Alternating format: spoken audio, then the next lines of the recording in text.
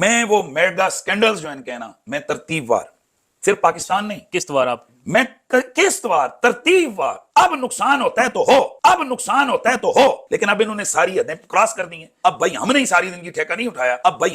زندگی ٹھیکہ نہیں اٹھایا، کہ ہم ہی فکر کریں گی کہ مسلک کا کیا ہوگا تو فلانا کیا ہوگا۔ اب جو حدیں انہوں نے کراس کی ہیں نا، تو وہ حدیں انشاءاللہ وہ میں ان کو بتاؤں گا کہ کیا چیزیں۔ اور اب یہاں پر یہ سوال پیدا ہوتا ہے کہ کیا قریشی صاحب یہ جو سکینڈلز لائیں گے سامنے اور یہ جو دلائل سامنے لائیں گے یہ للہیت کی وجہ سے لائیں گے، اللہ اس کے رسول کی رضا کے لیے لائیں گے؟ تو بالکل اگلے جملے سے ان کی یہ بات واضح ہو گئی کہ اہل سنت کا نقصان ہوتا ہے تو ہونے دو، اور اہل سنت کے نقصان میں اللہ کی رضا نہیں ہو سکتی، رسول اللہ کی رضا نہیں ہو سکتی، اہل سنت کا مفاد نہیں ہو سکتا، بلکہ یہ کہہ رہے کہ اہل سنت کا نقصان بھی ہو جائے تب بھی میں وہ سکینڈل سامنے لے کر آؤں گا۔ تو یہاں سے بالکل واضح ہے کہ یہ قریشی صاحب کی ذاتی دشمنی ہے، ذاتی عناد ہے، ذاتی بڑاس ہے، جو یہ نکال کر دعوت اسلامی کو بدنام کرنے کی کوشش کر رہے ہیں۔ ان کے پاس دلائل کچھ بھی نہیں ہے۔ ان کی ایک آڈیو بھی ذرا سماعت فرمائیں، اس کے اندر بھی اپنی اسی خوبصورت نیت کا اظہار کر رہے ہیں اور کس انداز سے کر رہے ہیں وہ سنیں۔ جی بسم اللہ شاہ صاحب، انشاءاللہ امید ہے کل آپ کا وقت ضائع نہیں ہوگا۔ نیکسٹ ویڈیو آ رہی ہے ثبوتوں کے ساتھ، اور یہ ذہن میں رکھیے گا کہ وہ ویڈیو اللہ کے سامنے میں صرف آپ کی وجہ سے بنا رہا ہوں، یعنی اس کا اگر فائدہ ہے یا نقصان ہے اس کے ذمہ دار آپ ہیں۔ آپ کا جو ویڈیو بنانے کا لہجہ جو آپ نے میرے حوالے سے یا میرے اساتذہ کے حوالے سے جو کی ہے، تو پھر میں نے ذہن بنایا کہ بھائی ٹھیک ہے آ جائیں پھر اب۔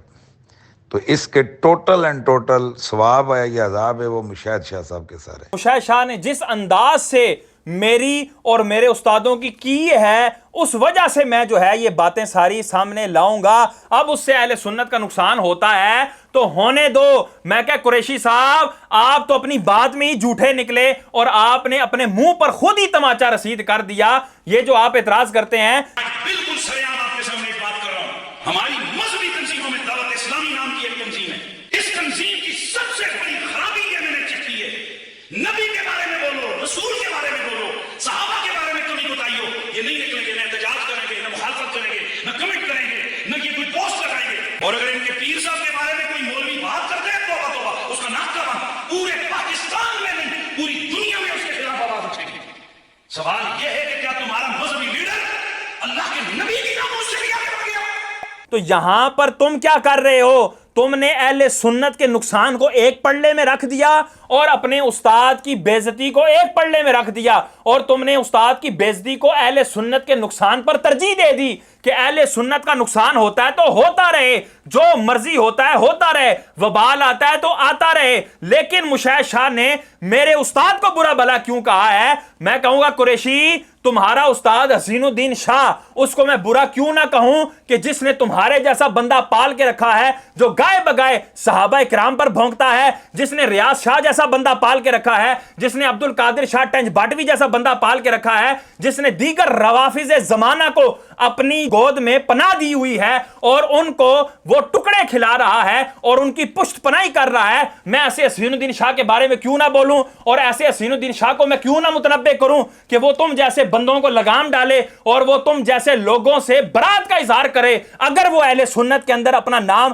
رکھنا چاہتا ہے اور اہل سنت کے اندر اپنے آپ کو برقرار رکھنا چاہتا ہے تو اس پر یہ لازم ہے کہ یہ جتنے بھی روافظ زمانہ ہے ان کو لات مار کر اپنے جو ہے ادارے سے باہر نکالے اور ان سے اعلان لا تعلقی کرے۔ تو ایک طرف تو تمہارا وہ استاد ہے جو روافظ زمانہ کی پشت پناہی کر رہا ہے، ان کو جو ہے وہ شے دے رہا ہے صحابہ پر بھونکنے کی، اور ایک طرف وہ الیاس قادری ہے کہ جس نے دنیا کے اندر منظم طریقے سے کام کیا، جو سنیوں کی بہت بڑی جماعت کا ایک لیڈر ہے، بانی ہے، وہ موجود ہیں، اور جب ان پر کوئی بات کرے تو اتاری جب ان کے دفاع میں نکلیں تم کہتے ہو جی یہ دیکھو اپنے پیر کے دفاع کے لیے نکل پڑے ہیں۔ یہاں پر تم اپنے استاد کے دفاع کے لیے نکلو اور اہل سنت کے نقصان کو بھی روا رکھو، وہ تو بالکل جائز ہو، اور اتاری اپنے مسلک کو بچاتے ہوئے شرعی تقاضوں کو بھی ملحوظ خاطر رکھتے ہوئے اپنے پیر کا دفاع کریں، وہ حرام اور ناجائز بن جاتا ہے۔ لا حول ولا قوت الا باللہ العلی العظیم۔ اور اس وائس کے اندر یہ جو اس نے بات کی ہے